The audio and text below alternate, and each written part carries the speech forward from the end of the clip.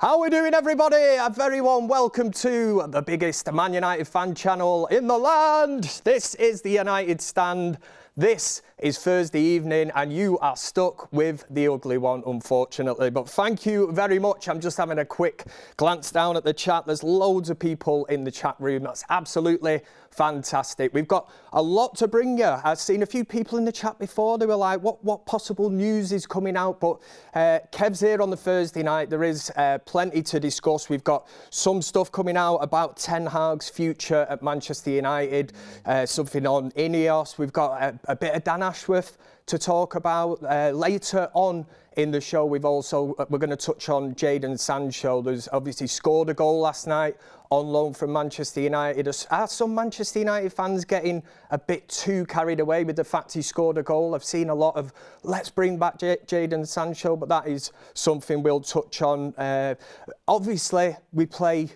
It's the small matter of Liverpool on Sunday in the FA Cup quarter-final. So towards the end of the show, we've got a few debates that will crack open there. That's obviously to do with who you would start.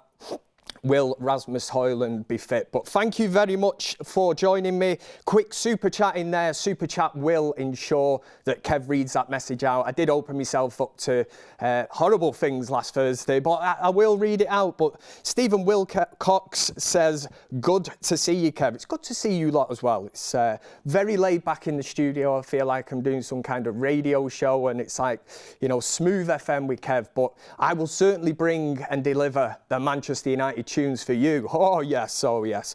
But let's get back to the topic in hand, talking about the biggest club in the world, as we would say as Manchester United fans. But the first story we will dissect and get our teeth into. I won't do that again, that looked wrong. Manchester United have been linked with Graham Potter because he has a good relationship with Ineos and has worked with Dan Ashworth before, but this doesn't suggest he will take over at Old Trafford. Now, this is music to Kev's ears, might be music to a lot of your ears. At the risk of repeating myself on the last show I did, the thought of Graham Potter scared the life out of me. I did mention I'd rather have, you know, Harry Potter or somebody like that, but I think the stories that are starting to come out now at Manchester United regarding this, it does seem that they are shutting it down. And listen, Man United will always make headlines because we have the great support that we do around the world, and people buy into that. They want to read, but I always thought the Graham Potter was just such a lazy headline. Never believed there was anything in that to suggest that a club like Manchester United would be chasing a Graham Potter. I mean, for Christ's sake, you know, they didn't do a great job at Chelsea. There was a reason he was sacked from Chelsea. The fact is, he couldn't get his head around the egos. He couldn't manage the egos. And I would say, well, what chance would he have at United? You know, you're walking into a dressing room full of superstars, whether we like that or not. You know, us as supporters, we do build up these players, and we give them. Old Trafford is the platform for them to go out and express themselves. But when Graham Potter for me was never a candidate. I mean, it does remind me of the dark days of David Moyes at Man United. You know, David Moyes inherited a team of champions, come in there, and we know from the rumblings that have come out from Manchester United since, ex-players like Rio Ferdinand have suggested that the players never took to David Moyes. You know, they tried, but his methods, you know, he was trying to make Rio Ferdinand, for God's sake, watch videos of Phil Jagielka, trying to tell Rio Ferdinand how that is to defend. So in that sense, it was never going to work for David Moyes. And yes, you can say, Kev, well, is that not player power at its best? It is. I get that, but Man United in 2013 had won the Premier League. You know, Moyes inherited a team of champions, and what did he finish? 7th with them that season. So, you know, he could not get the respect from them players, and we have had issues in the past. Even the likes of Mourinho, Ole Gunnar Solskjaer, and we talk about players down in tools and that, but Yeah, Graham Potter was never in the running for me at Manchester United. And the news that is coming out this evening it is basically, yes, that 2 and 2 are getting put together and they're coming out with the answer of 347. That's what I would say. Just going to have a quick look to the chat. I'd rather have Potter than Southgate, says Headliner 98. I'd rather have Potter than Southgate. I mean, we are scraping the barrel here. I know it's Thursday night. I know everybody's excited. It's Friday Eve. But come on, man. Yeah, I don't. Listen, the lesser of two evils, I don't know, Potter or Southgate. I think probably supporters would go with Potter. And you could argue that Brighton style of play. But again, be careful what you wish for. You know, how many of these players have left Brighton and gone on to continue this style of football elsewhere? The likes of Caicedo, Cucurella, you know, they've gone for massive money. Brighton have a structure. They have a structure, and that has shown with the managers. You know, Graham Potter could not implement that style of play when he went off to Chelsea. So the structure is already laid. The foundations are there. De Zerbi's gone in. He's done a fantastic job. But Brighton, they still play, we'll have to say, the Brighton way, won't we? You know, Man United, if you're going to ask me now, or if you even throw it into the chat and ask you, what is the Manchester United way at this moment in time? What's the style of play? Hell no, I don't know. We don't have one, do we? And I think that's why we're having issues with players trying to fit them in to the so-called system, because there is not a system. Big shout out to all the moderators that are keeping a close eye. It really is a hard job. It's been a difficult week here at the United Stand. But anyway, Shaz McMahon says, Kev, you're a legend, mate. Keep it up. Viva TUS. Viva the United Stand indeed. And thank you very much for the contribution. That could easily read as Kev, you're a legend. But for the sake of my ego, man, we'll go with legend. I think we will go with legend.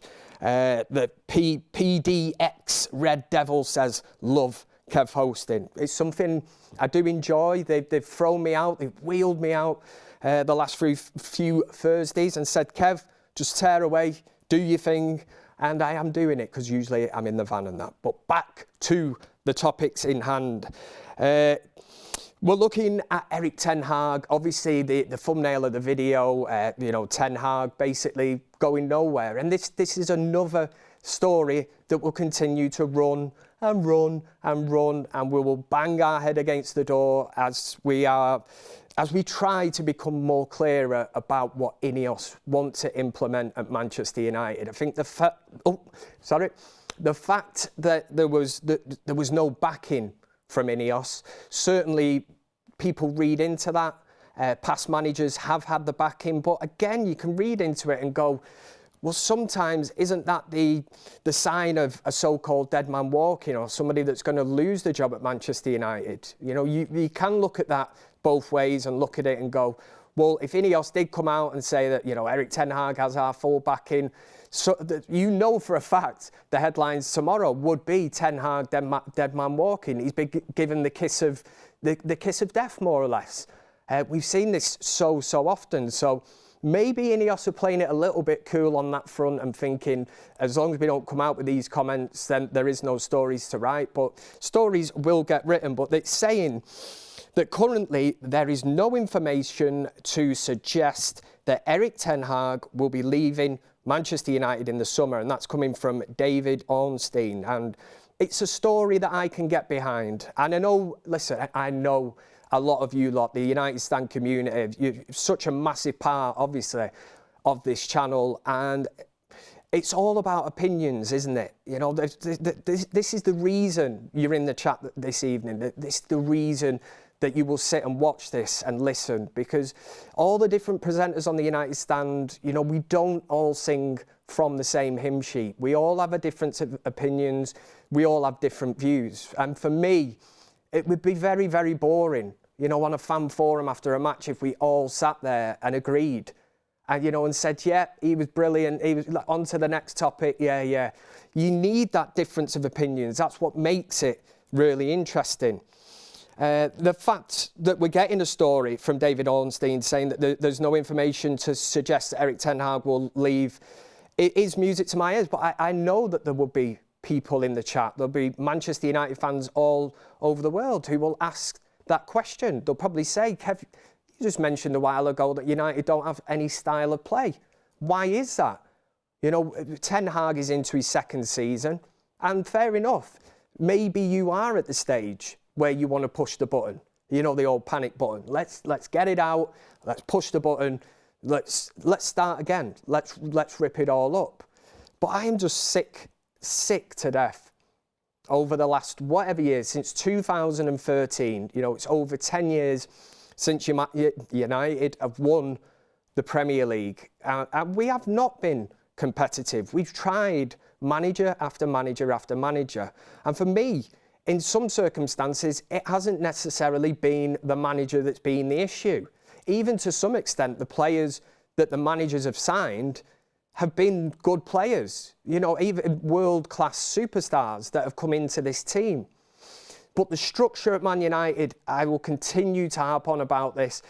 For me, Ten Hag deserves to at least manage under structure. And if that is Omar Barada coming in, which we already know, Dan Ashworth is another name. You know, we are waiting to see what happens with Dan Ashworth. And this is where Man United need to be this big club. Because at the minute, for me, Newcastle are kind of having United's pants down in a sense, because they're playing hardball. And of course you're gonna.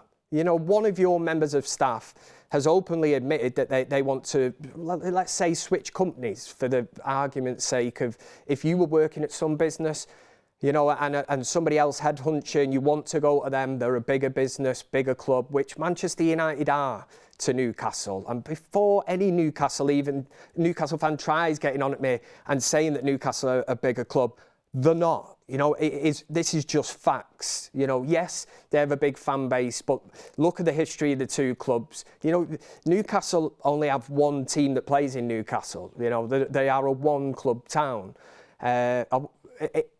That's how it works. You know, and Manchester United, we have Manchester United and Manchester City, two, you know, big, massive powerhouses in English football. Newcastle don't have that. So Dan Ashworth clearly wants to join Manchester United. That's why he's been put on gardening leave, which again, you know, that's great up to a moment. It's kind of a bit like being on furlough, you know, back during COVID. You know, when I was put on furlough, I was still getting paid, had a great old time. But Dan Ashworth, you know, there's only so much grass that he can mow. There's only so many cans of Red Stripe he can drink while he's walking round this lawn and mowing it. There'll be nothing left of this lawn if Newcastle don't back down. But I'm sure some Newcastle fans will say, well, why should we back down? You know, he's contracted to Newcastle, and that's the way it should be. But for me, United need to dig their heels in now, and Dan Ashworth is going to be such a huge changing. It'll be a changing moment. It's almost like a sliding doors moment for Manchester United, because he is that big, and the groundwork that he will put in, and obviously the contacts that he will bring to Manchester United. But at this moment in time, Newcastle are digging their heels in. They don't want to just give Dan Ashworth to Manchester United, but it's going to have to happen. And United are just going to, yeah, they're going to have to play hardball, but there has to be a compromise at some stage. It's all right, Newcastle spitting the dummy out and saying, you know, we don't give him away, but what's best for all parties, and especially for Dan Ashworth? Dan Ashworth will want to get back working. He's already set his heart on Manchester United, and that will be start of the rebuild at Manchester United behind the scenes. That's why I want to see Ten Hag work under this structure. He needs help. You know, so many managers in the past have been left to their own devices. It's been pure scattergun. You know, you've had the likes of Ed Woodward, who's basically signing top-name players, which I, at that stage, don't even believe the manager really wanted. It was almost like a token signing that Ed Woodward could prove and get a deal over the line. But some of the certain players never actually improved the team. They might have improved shirt sales, but they didn't improve the team. And long-term, going ahead for Manchester United, that is something that needs to change. You know, we cannot forget the marketable players, the ones that sell the boots, the shirts, the names on the back. We need to get back to basics. And for me, that starts with an overhaul of the structure, everything behind the scenes. And yeah, bring it on. Thursday nights here on the United Stand. If for any reason you were late and you've just joined, Ray Cowley has only gone and fired in a super chat. So fair play to you, Sunshine. Says, Ashworth delays, forget it. He isn't the Messiah. Move on to someone who can be signed now. Let's stop messing around and get a director of football in now. What I'll say to you, Ray, and again, it's a democracy here on the United Stand. We all have different opinions. I like the fact that you have an opinion on that, and you're actually saying to Kev in the hot seat, let's move on to somebody else. I can't see, if United have already put the groundwork in, we know that Dan Ashworth has been spoken, had a conversation with Ineos. The way that business works now is that, you know, United basically have to find a compromise. And if Newcastle are asking for 20 million, Newcastle fans might think that in their minds, Newcastle are in a position to ask for that. If you ask me, I think it's absolutely ridiculous. 20 million for Dan Ashworth. You know, we've signed some players for that. You know, and don't get me wrong, he will do a job. And you could look at it in the sense that the deals that he might be able to get over the line, you know, when you look at the deals that he was involved in when he was at Brighton, for instance, and then you look at the money that Brighton have made by selling players. And I'm not for 1 minute suggesting that Manchester United should become some kind of selling club. But when you're looking at sell-on value, this is where somebody should have been able to push back on Erik Ten Hag when he decided that it would have been a fantastic idea to splash out 90 million of the English pounds of Manchester United's bank or whatever on a player like Antony. And I always bring that back and say, where was somebody to push back on this and say, are you sure you want to blow this much money on, you know, a player in that position that we're actually stacked in? We've got the likes of Ahmad, you know, Garnacho coming through. And at this moment in time, a player like Antony, you know, what is he going to bring to Manchester United? And then when you look at some of the stories surfacing this week, possibly about a transfer fee that, you know, that Antony could command, you know, and then you are scraping the barrel. You know, I read one report that says 30 million, which I'm like, whew, you know, what have you been drinking, man? Give me some of that. 30 million for Antony at this moment in time. It would not be the going market value of a player that is highly disappointed at Manchester United. Really, really disappointing. You know, he continues to cut back, and you look and think, well, if he was a moments player and he's out the game for long periods of time, but ultimately he's coming up with winning goals and that, then it might just paper over the cracks, and you think, yeah, there's something to work with. But this moment in time, a lot of the United fans I speak to, and this is not an agenda, don't start getting into all that I'm bashing a player and stuff. This is Kev's opinion, and I'm saying I have a set of eyes like everybody else does, and I look at Antony and I think, wow, 90 million for that. I've given him a couple of seasons. I've been behind him on fan forums. I've looked at him and I've said, give him time. Let's see what he's about. You know, Ten Hag has showed immense faith in this player. But ultimately, I did say that, you know, if he continues to put so much faith in a player like Antony, it could ultimately cost him his job at Man United, because we're not seeing anything in return. And Ten Hag, to an extent sometimes, is cutting off his nose to spite his face.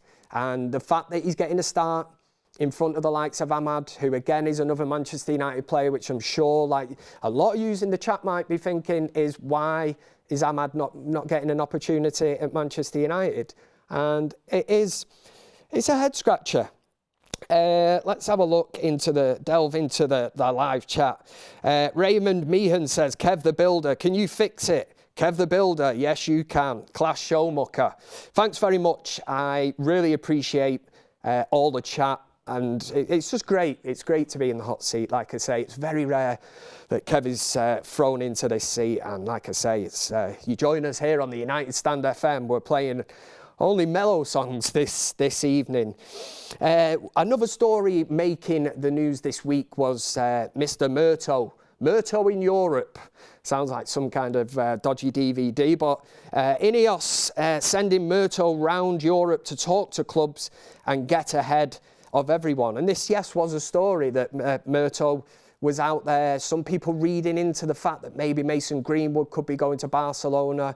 Maybe Man United are already kicking off this long summer, which, you know, you think of like a Frankie de Jong, you know, it started already. You know, we've got about 6 months of this now, and then de Jong will decide to stay.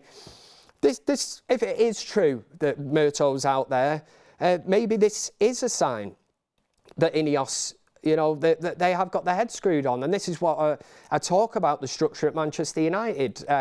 If they have sent him off, yeah, it can only be a good thing. You know, if you are making relations with a team like Barcelona, if you're making relations with, well, apparently it was Atletico Madrid as well, they were touching base with, we need to get back to that. And you certainly, that's how the footballing world, you need good relationships with other clubs.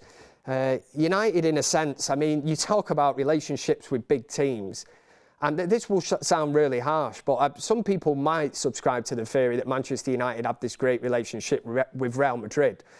If you look into the past of you know, players that have exited Manchester United and the players that have gone to Real Madrid and the players that we bought from Real Madrid, there is an argument to say that Real Madrid have technically had our pants down. Pardon the pun, but for us to sell them a player like Ruud van Nistelrooy, who at that time I thought should never have gone to Manchester United, a player like David Beckham, again, I didn't think it was the right time for him to go. Them two players went to Real Madrid and absolutely smashed it up. So did Cristiano Ronaldo. Yes, it was a world record fee at that time, and Ronaldo always had his heart set on going to Real Madrid. So that is a different kind of story. But the Beckham and Van Nistelrooy one was ones that were kind of caused by arguments with the manager, and it was the old, you know, it's my way or the highway. And then when you look at the players that Manchester United have kind of got in return, we tend to buy the players that are coming towards the end of their career. And this is where Real Madrid have been clever. And again, I'm not getting on at Casemiro. A fantastic season last season. I think he's absolutely one of the best in that position, probably of all time. But my worry at this moment in time is seeing the drop-off of Casemiro this season is how are them levels ever going to get back? I don't think it's actually a dip in form. I think once your legs start to go in a position like that, and in the Premier League, you're going to get absolutely overrun. You know, you're playing against younger, fitter players, and I think Mainu, to an extent, has been exposed sometimes when playing with Casemiro. But what a player to play next to. Mainu's already said in the press that, you know, he's delighted to be playing next to somebody like that. And yes, he can only learn from that. But I think Erik Ten Hag, it's not a rumour. Make no mistake about it. Manchester United will look to strengthen in the midfield area this season. Ray Cowley's hitting back. I love this. Bring it on, sunshine. Says, I mean, move on because 20 million and still not in place. He's obviously referring to Dan Ashworth. No one in place until September or beyond.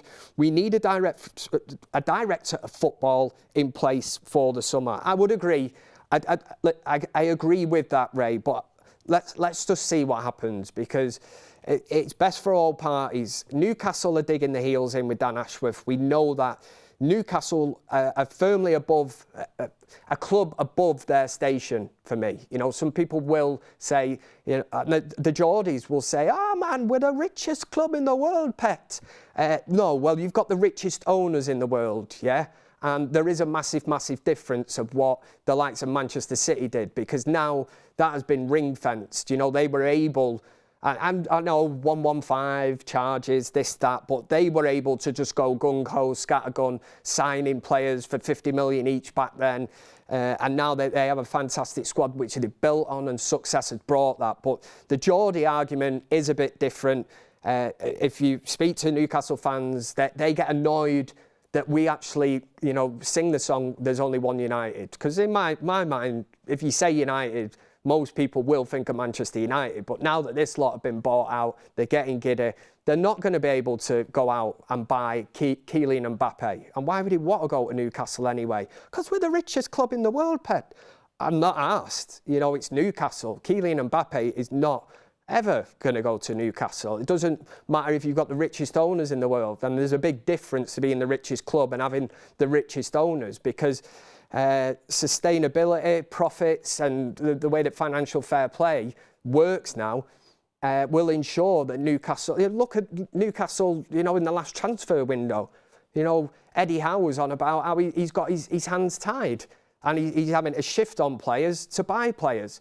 So what's the point of having the richest owners in the world? You know, it happened a while ago when Manchester City in theory won the lottery, and now it really isn't like a lottery win. You know, it's like scratching a scratch card and finding out you've won maybe a couple of grand, which is great, but it won't last long. It won't if you're me anyway, because it will soon be gone in the pub. Terence Roberts with a super chat. Thank you very much. Appreciate all the super chats. There was loads on the video last week, which from a personal point of view is really good, because they do show up, and you know, it's a lot easier to see than the other chat. Not that I am for 1 minute ruling out the other people that are in the chat. They're the hard, you know, the hardcore of the United stand. But Terrace, is that right? Terrace Roberts says the suggestion that certain let down players will categorically, we're throwing in the long words now, not be leaving means lessons haven't been learned. That certain let-down players will categorically... I think players will be leaving, Terrace, and I think the issue is, and I'll harp back to the structure, I will harp straight back to it, is the contracts that have been given out. You know, there's other clubs in the Premier League that perform, I say transactions, when it comes round to renewing contracts. I think there's certain Manchester United players at the past that have known that they've been able to hold the club to ransom big time. And some of them were worthy of it, some of them weren't. I think back to a Wayne Rooney. When was that? About 2010? The shudder that went through my body that morning when I read the news, I think it might be 2011. Wayne Rooney on his way to Manchester City. He'd informed his teammates that he wanted to go to Manchester City just after the time that they'd been bought out, and City were, you know, they were still the noisy neighbours then, but they were, you know, they're being very noisy. It was like, shut up, keep the noise down, you know, them knobhead neighbours that keep you awake all through the night with the loud music. But at that moment in time, if Wayne Rooney would have made that switch, it would have been groundbreaking. And I know City fans can look back and go, well, wow, Kev, we didn't miss him. I'm just saying at that time, as a Man United fan, that was absolutely, we wouldn't have seen the likes of it from a Manchester United player. For Wayne Rooney at that time, he was absolutely mint to make that switch to City at that time. But Wayne Rooney, and you could say held the club to ransom, but what he did was he questioned Sir Alex Ferguson. And a lot of people weren't happy with that, me included at the time. But ultimately, what he was questioning was the ambition of the club, which a lot of people thought he was disrespectful to Alex Ferguson. But come on, man. Alex Ferguson, you know, did cover up for the Glazers quite a bit in his time. You know, some people will look back to the fact that the Rock of Gibraltar horse with JP McManus and that, the fallout from him and Ferguson co-owning, you know, this horse actually led to the Glazers buying majority shares, which ultimately gained them full control at Manchester United. So you can look at things like that, but just back to the Wayne Rooney one. Wayne Rooney, I believe, was in his right. The only thing I didn't like, and he might have just played his ace at that moment and thrown in Manchester City the fact he was going. But I think we do know a recent chat, I think it was on the Overlap, was it, with the likes of Gary Neville, and he has stated, even Gary Neville's gone on record to say that, and Patrice Evra said they had to talk him out of that at that time and make him realise what was going to happen. You know, you talk about threats and whatever, it just would have been a very, very bad move. It would have been a groundbreaking one. Timo says, love a Kev Thursday night show. Sally is in the chat, one of the moderators. Thank you very much. Says, smash a like for our Kev, everyone. Make sure to finger that like button. That's all I would say, because it helps me out.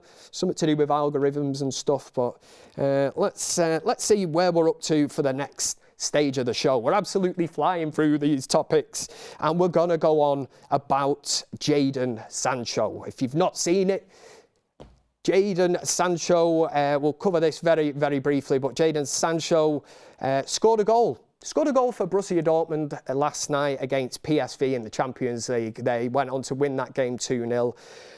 And it's a typical kind of, I won't say outburst, but certainly on social media, it does bring up this hype of, should we bring Sancho back? Let's bring him back. Just bagged a goal in the Champions League, he has. Oh, has he? Yeah, great. What I will say, it's not been all plain sailing for Jadon Sancho on his return to Borussia Dortmund. But the story that actually kind of made the papers today, and it will do, was this shirt salute. You know, the fact that Jadon Sancho, after his goal, he's pointed at the badge, and the comments after the game last night, he's touching on the fact that he feels at home at Dortmund. And I'll just throw it into the chat. I don't think we need to do a poll on it or anything. But do you feel disrespected by Jadon Sancho? This is a player that is still on loan from Manchester United, you know, heavily subsidising his wages. Yet he's allowed to go to Dortmund where, if you believe him, he says, I feel loved. I know that he's played at Dortmund before from a young age. So, yes, he might feel at home. But United still pay a heavy bulk of that the wages. Dortmund have already insisted that they do not want to get involved in a bidding war for Jadon Sancho in the summer, which I find absolutely crazy. I said this last week because we're in the territory really of Jadon Sancho's got 2 years left on his current deal. But to the Jadon Sancho scoring a goal, I mean, seriously, I want to bring up something, you know, on the 26th of February, which is only a couple of weeks ago, Borussia Dortmund played Hoffenheim. They were beaten 3-2 in that game. And the journalists, in the Bundesliga, the German kind of journalists at that stage said that Jadon Sancho was absolutely awful, one of the worst players on the pitch. So how does this swing round in a couple of weeks? Because he scored a goal, you know, for Borussia Dortmund. The United fans would want him back. You know, for me, you can look back to that game and even the article that says that he was absolutely awful in that match says that prior in them games, he had a couple of assists, but for 7 games or so, he's not really ripped it up. And Borussia Dortmund fans were actually questioning why they brought him back to the club. So I think there are some fans that are overhyping it, and we will get this. We'll get it with Mason Greenwood, but I think that's a different story altogether because I think Greenwood's a much bigger talent than Sancho. But Sancho, you know, coming back in the summer, we know what the headache with Jadon Sancho is. We know there's an issue with the manager. And this is where it will boil down to certain people saying, well, just get rid of Erik Ten Hag and bring back Sancho. He's just bagged one in the Champions League last night. So, you know, Sancho back, you know, hashtag Sancho back and all this nonsense. But for me, I don't like that. You know, I don't ever remember him pointing at the badge for United, kissing it, whatever. So, and in that sense, maybe he said he feels at home. Maybe that is his home. Maybe that's his level. And yes, it was the Champions League last night that he scored in. But I mean in terms of the Bundesliga, how many times have Man United kind of had their fingers burnt from Borussia Dortmund? Kagawa, you know, was one. Mkhitaryan. We talk about Sancho as well. And we've paid big money for these players, but yet when they come from Dortmund, from the Bundesliga, there's players that have done it, that have come over. But there's 3 that I've just named that have come straight from Borussia Dortmund to Manchester United, and for some reason haven't been able to do it. You know, and later down the line have had to leave Manchester United. So I don't subscribe to the theory that we should be looking at bringing him back on the strength of 1 goal. I think it's a total overreaction. Walter Charles Kaiv, I think I got that one right, said Sancho can take a hike. It's a mixed bag. It is a mixed bag in the chat. Linda Sears has just popped in and said, evening guys, that's great. As soon as Sancho gets what he wants, he will stop trying like Rashford and spoilt brats. The thing is, devil since 77, Sancho does have the one thing, and this is where we talk about building up players. Whoever allowed, again, I'll hark back to the structure, whoever allowed a Jadon Sancho to be picking up a wage of what's he on? Are we talking 300 and odd grand a week? Must be somewhere near there. And on top of that, we'll pay 72 million transfer fee for him. It's absolutely mind-boggling. And at a stage when we signed Sancho, we didn't even need him. Again, we didn't need Anthony.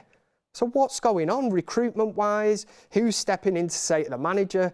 You know, I remember at that time being on the United stand when we signed Sancho. I was excited, but at the same time, I made the point and said, 72 million, we still need to sort out this midfield.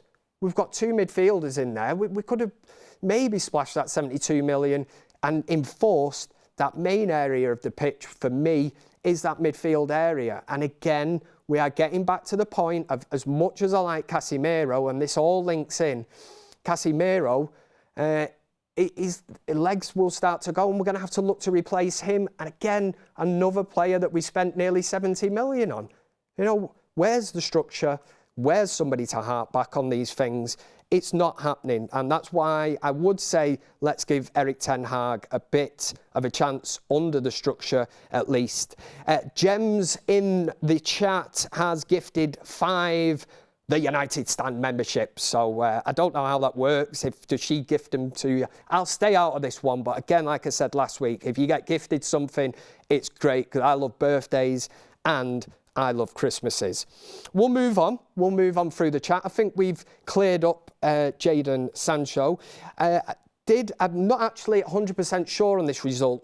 Producer Ryan might be able to tell me, but West Ham this evening, I did have just in there that something had come out that the West Ham result makes it a near certainty, that the Premier League will get 5 Champions League places. They beat Freiburg 5-1 on aggregate in the Europa League. So you're telling me there's a chance. We're back to Dumb and Dumber kind of territory here, aren't we, man? You're telling me there's a chance. And what we do know is that from that 5th place could be enough, but knowing Man United will finish 6th, won't we? It'll all be doom and gloom, but it does. I mean, it is that moment. You're telling me there's a chance because 5th place, we've talked about Manchester United finishing 4th, and you look at it and you think it's going to be really, really tough. The gap has opened. We've had some tough games. We need to try and close that gap. But when you look at the gap from United to 5th place, I'm thinking, yeah, we might be able to do this season. So that would be a good one. Let's just have a look in the chat very quickly. Good evening, everyone, says Dwayne Dixon. I'm going to move the chat on a little bit. I'm going to look at very briefly, Kobe Mainu. The contract article did come out last week, which is only good news for Man United. We certainly need to tie this player down. He did only sign a new contract not long ago. The terms of that have kind of been released, and in terms of a player who's absolutely ripping up at Manchester United, when you look at other players around him, you can call into question a lot of them. I'm not going to do that personally because I can't. I'm not going to call out players. I won't do that, would I? But the contract situation is that Man United are certainly in the market now with Mainu. They're going to sit at the table, and what they want to do is offer him improved contract, which he deserves. He does deserve it. And don't get me wrong, Kobbie Mainoo doesn't strike me as the type of player that is going to, United aren't going to give him 300 grand a week. They're going to be operating totally different under Ineos. But there has to be some kind of happy medium.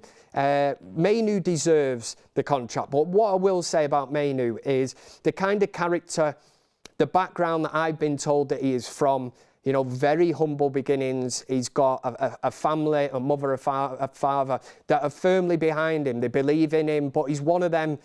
He's like a churchgoer, he's brought down to earth. I don't think they would allow any kind of fame, the fact that he plays for Manchester United, get to him. Which when you look in previous years, when you've got a player like Memphis Depay that signed for United, and you've got him pulling up at the training ground, wearing a Cowboys hat and driving a pink Rolls Royce. And you've got Wayne Rooney, who, come out and said this not long ago. He said, Memphis Depay pulls up, Cowboy hat on, pink Rolls Royce. And Rooney actually pulled him on it at the training ground. And I'm thinking, good. You have to. And Rooney basically pulled him to one side and said, you've only just come to Manchester United. You've not made it here, sunshine. You have to, hard work starts now. And he's more or less saying, don't be pulling up here and giving it the big one. You have to prove it out there on the training field. The training field's not over there, but I've just wanted to point.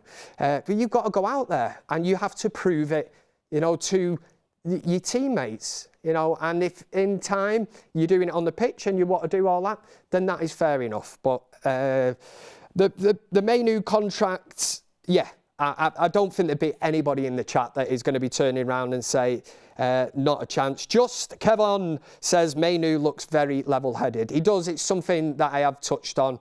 I think he deserves it.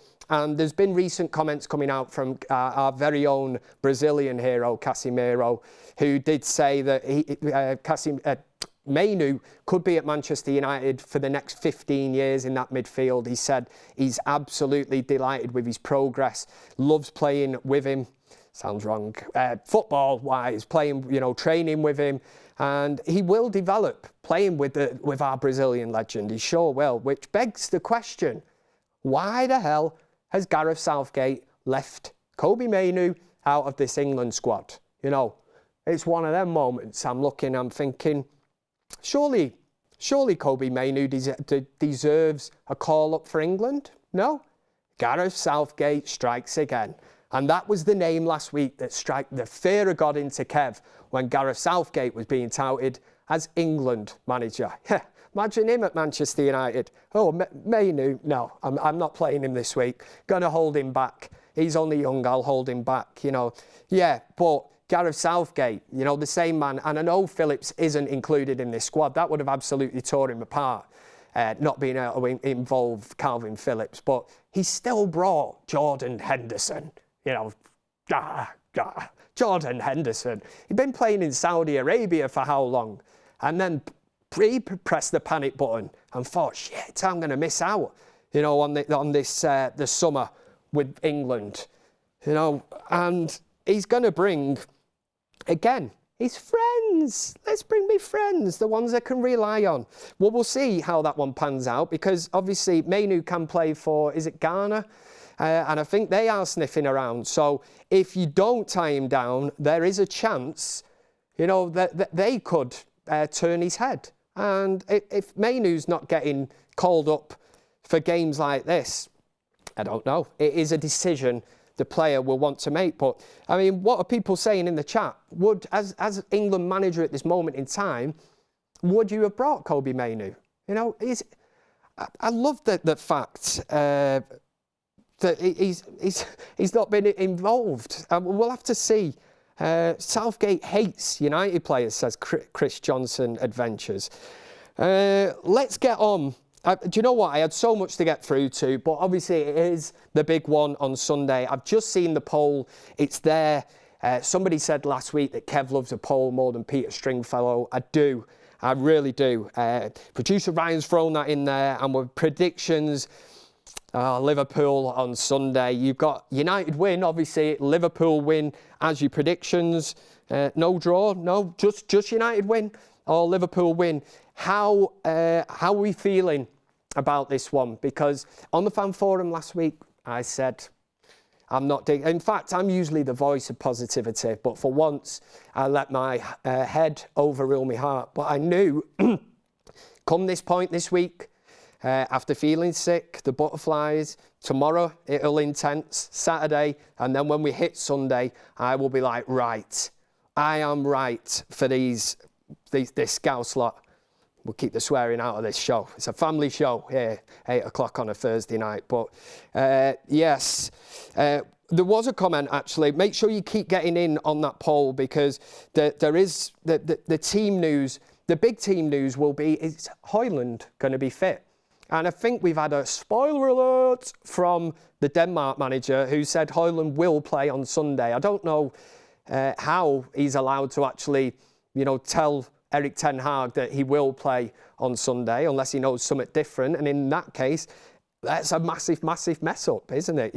Leak team news from the Denmark manager. That's United, isn't it? The roof leaks at Old Trafford, the players are leaking stuff, and now even the Denmark manager is leaking stuff. What a time to be alive. But in terms of Wan-Bissaka is back in training, and we have to look at the threat of Mo Salah. Mo Salah has just come back from injury. He'll be raring to go. And the left-hand side, down that left-hand side, that's the one that puts the fear of God into Kev. And we can't have Lindelof against Mo Salah. It's just not working. We're going back to the dark days. We'll be 4-0 down at half-time. Fans leaving. I don't even want to mention the 7-0 one. It could get embarrassing. And I'm no disrespect to Victor Lindelof, but if Aaron Wan-Bissaka is anywhere near fit, would you put him at right back and move Dalot over to the left? I think Dalot is capable of doing a job on Mo Salah. Some people might even think, let's get Wan-Bissaka, let's get Dalot, let's play Wan-Bissaka on the left. He has done that once before. I think it was against Tottenham this season, so that's a bit of food for thought. Mank in LA, nice name that, says, big up Kev, been watching for years, your OG, old guard does that mean, yeah, of the United stand. Question, would you sell Rashi for 70 million or above? Love from a Mank in the US.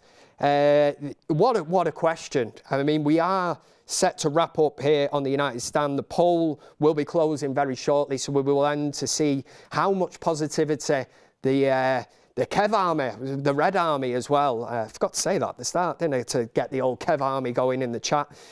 What a question. Whilst you get finger in the United win or Liverpool win on the poll, Mank in LA says, would you sell Rashi for 70 million or above? I would take 70 million. And again, I don't want people coming at me. When I go home this evening, I just want a nice, peaceful evening. I can't take it anymore. I don't need anybody coming at me and saying that I've got a Rashford agenda. It is not. I do think Rashford's a great player, and I would love nothing more than him to get back to the goal trail of last season. But 70 million... at this moment in time, when we talk about FFP and stuff like that, and the fact that that would be pure profit that goes in and you could strengthen the team, I would do it, and I like the way that you say or above. If you're talking about 70 million minimum, there has been talk this week that PSG are looking at replacing their poster boy in Kylian Mbappe, and that there's talk that they're going to try and open talks with United. How true that is, I don't know, and we will have to see, because it's going to be a massive summer at Manchester United. We know there will be incomings, we know there'll be outgoings, but I will stick by the one thing I always did from the start of being on the United stand. What was it, back in 2014 or whatever, when it first started out, first ever show, we always stayed true to the fact that you know, we will say our opinions. And I think that's where some people are starting to not get annoyed, but that is my opinion. Now, if somebody is going to come back at me and say, oh, Kev said he'd sell Rashford for 70 million. Well, I've been asked the question and I have answered it. So Mank in LA, what a place to go from Manchester to LA. That is the dream. I need to get on that bandwagon. That's an absolute belter. But what does 90 mil minimum, says Arthur in the chat. Pure profit and less drama, says Marcus Stevenson. I like that. But again, I haven't got an agenda. It's an opinion that I'm throwing out and saying that I think at this moment in time, and I've said before, maybe a change of scenery for Marcus Rashford is something that the player needs. We won't know until it ever happens. Let's see. Let me just see the chat. I can't see this super chat. Oh, Mank in LA says, totally agree, bro. It's time to move on. No hate. It isn't hate. I don't understand where this all comes from. It is not hate. I don't hate Marcus Rashford. I've met him once. He was actually nice enough to come down to the Power League when my son was playing at the time. My son, at that stage, absolutely idolised him.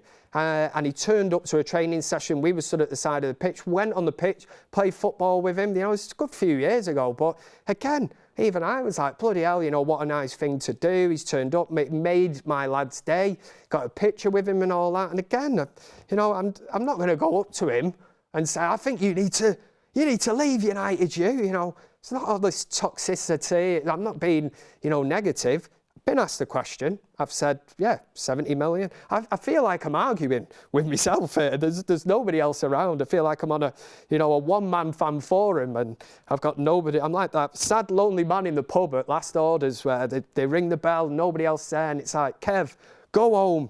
Nobody's even here and nobody's even listening to you. Right, let's get your predictions in. I think are we ready to wrap up, producer Ryan? Jid, we've got 5 minutes left, so let me see what I can fit in here. Jid Red Start says, great show, Kev, keep it up, gone too quick. It's absolutely flown. I've only just kind of seen the time. We'll keep the poll up. Kev deserves 10 times the viewers, to be fair. Let's see. So getting into the zone against the Scousers. Can't wait for it. Like I say, will be nervous come Sunday. But it's the hope that kills you as well, because I know for a fact I'm going to be predicting a Man United win, which goes against everything that I said last week. But Wayne Rooney's had a few comments to say. He said, on the team's energy from the first whistle being vital against Liverpool, he said, I think you as a team or a player can create that energy, which he is right. United of old would have set the tone, would have took the game to... I think that was a good impersonation of Wayne Rooney then, actually. I'll have to listen to that one back. But he says, whether that is a centre-forward going to tackle a full-back, you can create that and the fans aren't stupid. They see the players working hard and that's what lifts the fans. Well, he's a man after my own heart. And I've said this so many times. There's been times at Old Trafford this season when it's gone flat.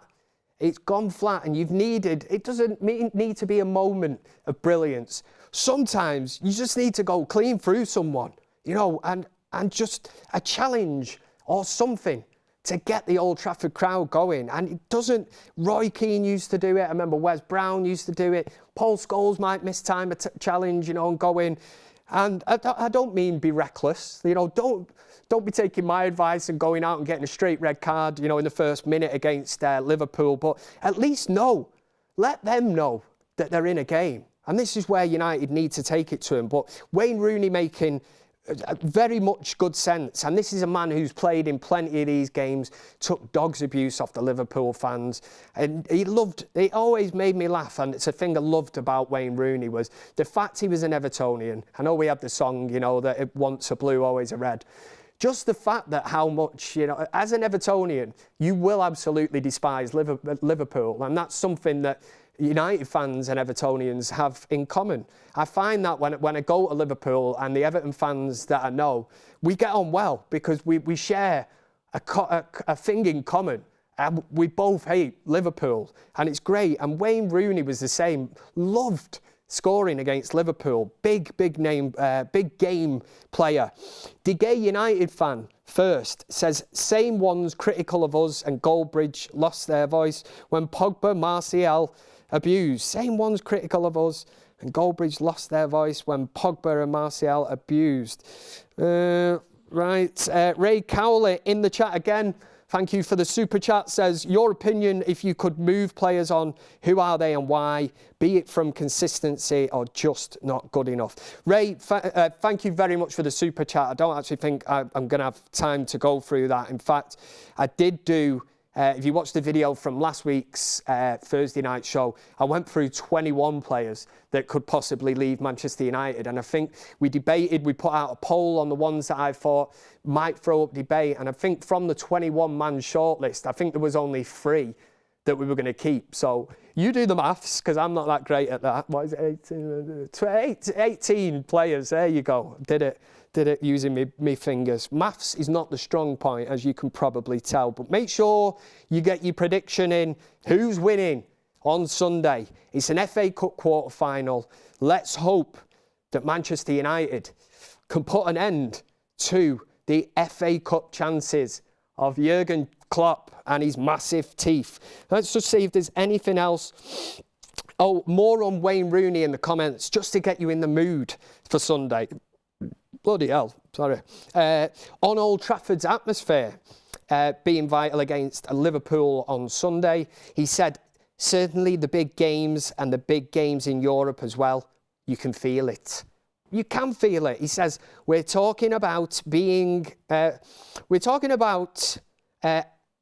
AC Milan game. Oh, remember that one, the Champions League semi-final when we won 3-2. That was a great game where you could feel the fans pulling you towards the goal. And obviously we got a late winner. He touches on to say that the fans can make a massive difference. The United Stand is now in the chat. All the big guns are there. We need your predictions. We've got 1,225 votes. We're going to be closing it down very shortly. We've just hit 9 o'clock. Before I end, right, it is the Scousers on Sunday. And yes, nerves will set in on Sunday.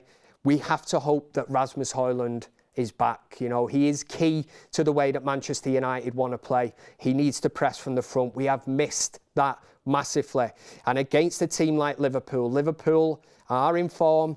They're going for a number of trophies. But what I would say is that Man United put a stop to that. Down with that kind of thing. We put a stop to that. We end Jurgen Klopp's FA Cup campaign. You know, this is his last chance of winning an FA Cup. And what United do is we put an end to that. Yes, silly Scousers. We put an end to it.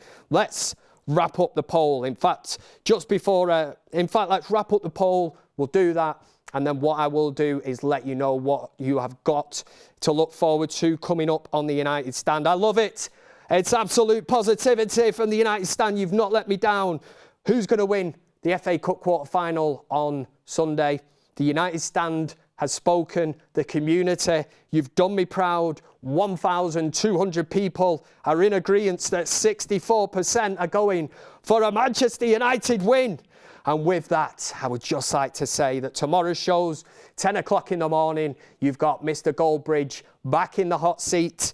1:30, we've got Beth. She'll be doing the Liverpool presser, as they say in this game. And then the 8 p.m. show again tomorrow night. Mr. Goldbridge is back. So you've got a Mark Day, which is really good. And from a personal note, I do always like to just check in with the chat. Thank you very much for all the super chats. I think I did a good job of actually reading all them. I did try and dip into the hardcore chat. That's what I'm going to call it, the hardcore chat. There's Ryan, MUN Gaming, saying, United. That is the spirit. Great show, Kev says, solid Blake. Love this. We're there. We've hit 9 o'clock. At least I didn't do what I did last week. I think I went 20 minutes over. I was enjoying myself that much. That is not to say that I'm not enjoying myself right now. It's just that I have work in the morning. I'm sure a lot of you have got other interesting things to be doing. But like I always say, take care of yourself and don't do anything I won't do. Remember, 10 o'clock tomorrow is the return of Mr. Goldbridge, and we're going to have loads coming up over this weekend. It's the big one. It is the big one on Sunday. It's them dirty Scousers. Will United win? You lot have spoken, and 64% of you think we will win. So come on, United. See you later.